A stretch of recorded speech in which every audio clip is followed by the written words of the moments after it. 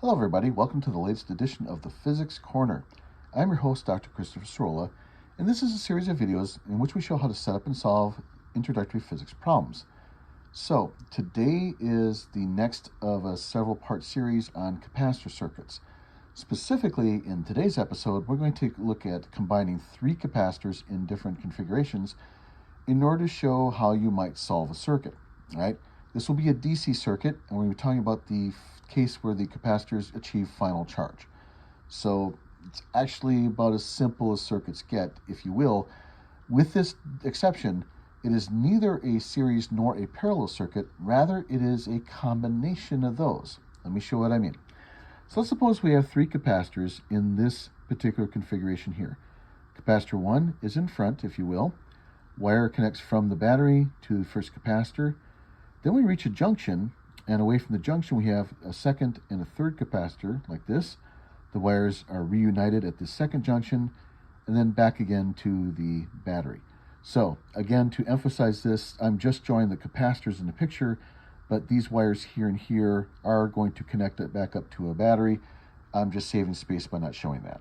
So it is a complete circuit. All right, the values of the capacitors are 0.05 farads for this. It is 0.1 farads for capacitor 2 and 0.025 farads for capacitor 3. And the battery in this particular example has a voltage of 5.60 volts. Our questions are these. What is the effective capacitance of the circuit overall? And then what is the charge stored on each individual capacitor? All right, so let's get started. So a good strategy is to take a complicated circuit and make it into a simpler circuit. And keep doing that if you need to until you reach the simplest possible circuit. In this case, because we have a capacitor or capacitors and a battery, we want to make it so it looks like one capacitor and one battery. If we can make that happen, then we have as simple a possible capacitor circuit as we can get. We know how to solve that pretty easily. Then we can backtrack our way to try to find out what the overall circuit or the individual parts of the circuit are doing. So let's get started on that. So in this particular case, and in physics, this is an approach. If you take electronics courses, it might teach you different versions of this. But in physics, since we want to emphasize physically what's happening a lot, we're going to do it this way. So let's leave this capacitor alone for the moment, but notice that these two capacitors here are in parallel. What I'm going to do is transform this into this kind of circuit. So imagine we can do the following. Again, this particular capacitor here remains, but I'm now going to have a combination of C2 and C3, and just to give it a label, I'll call it C4, right? So capacitors 1 and capacitors 4. Now capacitor 1 is one of those real capacitors, but capacitor 4 is an imaginary combination of these two. We've shown in previous videos how to do this, how to combine two capacitors in parallel to come up with this, and that turns out to be a simple idea. The next step after that, because this is not the simplest possible circuit you can have, is to combine those two capacitors to form one effective capacitor for the entire circuit. Now again, we use the term effective here because it's not a simple total, as you'll see, right? We have to do several steps to get there. So that is our logic chain, if you will, to find the effective capacitance from a combination of several capacitors. Now the next part in the logic chain to get the currents is to find the current here and then backtrack, finding the currents here, and then using that knowledge to find the currents here, or excuse me, the charges. I said currents, I meant charge. So let's go ahead and do this. So how do we get from here to here? Well, C1 I left alone. C4 is a combination of C2 and C3. Capacitors in parallel simply add together. That's easy. So C4 is C2 plus C3 like that, which is, let's write it out, C2 was 0.1 farads, and C3 is 0.025 farads, or 0.125 farads like that. So that's kind of a waypoint, if you will. It's a point in the middle we can stop at. Okay, so the next step is to combine C1 and this new imaginary C4, if you prefer. And let's go ahead and do that. Now, in this case, because capacitors are in series, the formula is not simple addition. Rather, the formula is what you might say is a reciprocal addition. Or the effective capacitance will be 1 divided by C1 plus 1 divided by C4, like that. Okay, so we did this in a previous video, but we're going to reiterate it here. This looks pretty simple, but you have to watch out. You have to be careful and take the proper steps. I always advise including the units when you put the numbers in, because otherwise it's very easy to shortcut the process or to jump to an answer that's not justified. So let's make sure we're careful. It's not difficult, but we have to be careful. So C1 was, again, 0.05 farads. So 1 divided by 0.05 farads, like that, if you will. We just calculated C4. That's 0.125. So 0.125 farads here. Now, it looks like you could just add these two things together, 0.05 and 0.125 on the bottom. Remember algebra, can't do that. We need to have common denominators and that sort of thing. Or you could take the reciprocals of these numbers and add those together. So in this case, 1 over 0.05 is the number 20. 1 divided by 0.125 is number 8. Like that, okay? So I have those numbers. Now, something to also be aware of, notice this does not affect the units. This is 20 per farad, if you will, and this is 8 per farad. Or if I continue down here,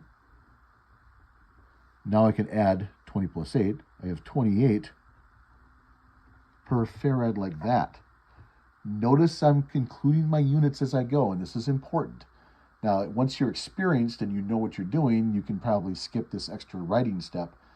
But if you're learning this for the first time, always my advice anyway, always include the units in a calculation, because it really informs you what's happening. And notice we don't have the effective capacitance yet. We have 1 divided by effective capacitance. And we know that because it's some number divided by farads. Capacitance doesn't come in units of per farads, it comes in farads straight up. So in this case, simply flip everybody. Take the reciprocals of both sides. The effective capacitance then is 1 divided by 28, and then units of farads end up on top like that. So we could keep it as a fraction. That's legit. You can do that. Or if we prefer to write it out in decimal form to the number of significant figures that we're using here today, we could also write it this way. So here is your effective capacitance for the entire circuit. All right. So that's the first step, and it's the major step we need to do, right? Okay. So in a moment, we'll come back and we'll talk about how to find the charge on each individual capacitor. All right, everybody, we're back. And what you see I've got drawn here is I have the circuits again, but notice I've got the arrow direction switched because the logic that we're going to use is to backtrack. We're going to take our circuits, which we've derived now the effective capacitance, one capacitor, imaginary capacitor, if you will, for the circuit, and we're going to find the charge Q on that capacitor, this imaginary effective capacitor. Then we're going to use that information to find the charges on these two capacitors. One was a given capacitor, the other was another imaginary one. And then again, take that last step and find the charges on each of these two real capacitors. Now, of course, I say real, this is also a made-up problem, so they're not real in any sense like that. But I hope you know what I mean, right? So let's go ahead and get started. So the formula in general to find the charge on the final charge, specifically on a capacitor, is the capacitance multiplied by the potential difference. If we come to this situation here, we have one capacitor and one battery.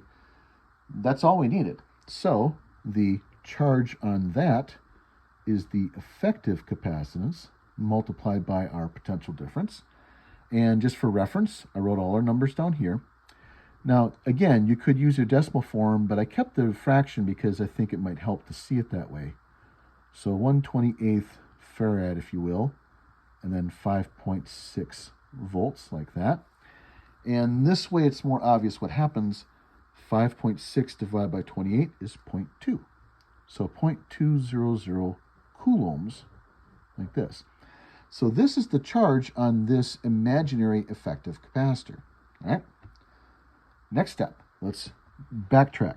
Let's go to this picture. Now, we talked about this in a previous video, but let's talk about it again very briefly. So I'm not going to go through the full thing. But if we have this, say, is a situation here, if you imagine, so we've got charges on opposite sides there. In order to make this happen, in order for this picture to become this one or vice versa, you don't split up the charges. You don't say, oh, let's take this 0.2 coulombs and then have, say, 0.1 in each of these. It's not how it works. Instead, it'll be the same charge on both of the capacitors. The reason why is because the total charge has to be first 0.2, but second, any charges in here are going to, if they're not in balance, are going to travel. And so we end up with the same number of charges, if you will, on the opposite sides, but also on the inner parts as well. Which is a long-winded way of saying, everybody, that Q1 is the same as the Q we just calculated, which is 0.2 coulombs. So there's no calculation to do for this. It is a mental exercise, though, if you will, but it's not a calculation you need to perform. You've already done that.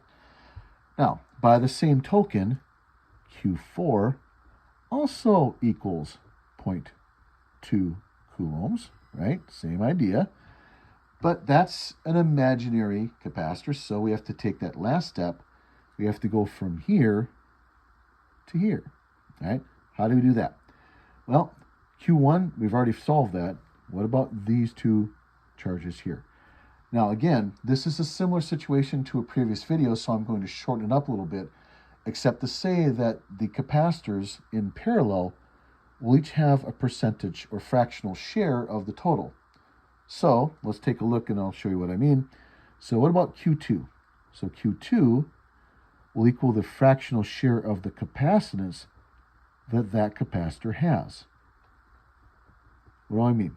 All right, so C2, for example, is 0.1 farad. So 0.1. C2 plus C3 is 0.125. And let me write out the proper number of significant figures so we don't get lost in that shuffle. 0.1 over 0.125, if you like fractions, is 4/5. 4/5 of the charges will be stored on this capacitor.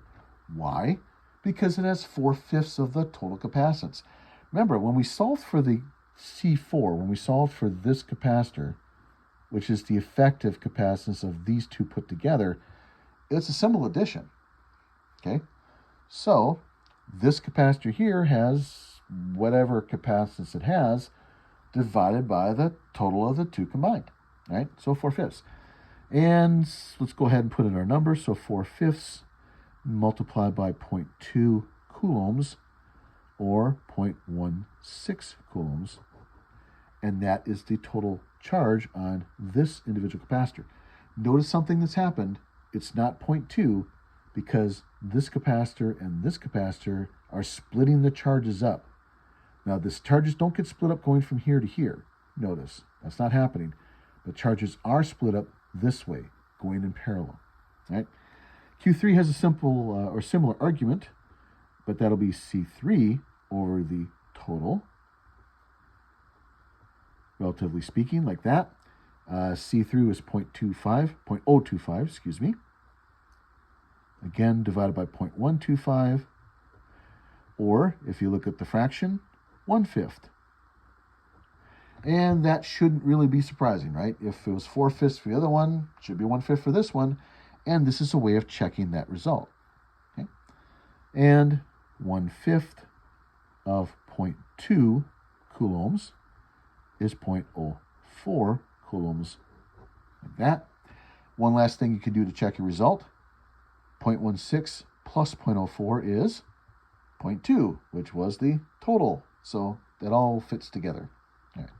And that is the very shorthand way of saying, hey, let's go ahead and find the combinations. Now, if you want to do this, I'm not going to do it here because I've shown you how to do it, but an interesting exercise you could perform is to change the order of the capacitors, right? So, for example, we go back to this picture to show the original configuration, C1, C2, and C3 like that. You could try this same approach, but say put C2 over here, and then C1 and C3 like that. Or you could say put C3 here, and then C2 and C1 like that. And what you would find out is that while it's similar in approach to solving the problem, you won't end up getting at the same answers because you have made an effectively different amount of capacitance for the circuit.